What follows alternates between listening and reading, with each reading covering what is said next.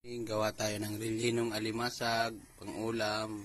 Yan yung yung laman ng alimasag, tapos ito yung garurong. Yan. Malinis na po yan. Lalagyan na lang po yan ng ito ginamit. May naghalo na po yung may halo na po yan. Tapos yan din po yung itlog. Okay. Yan.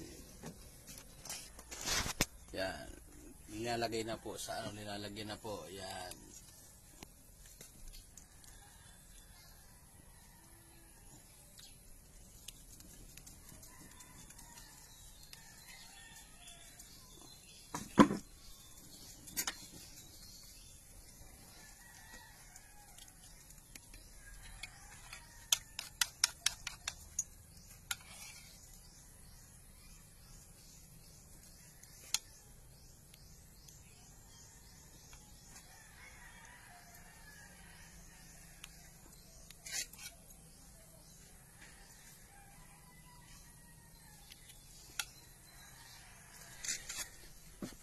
Simpleng gawa lang ho yan.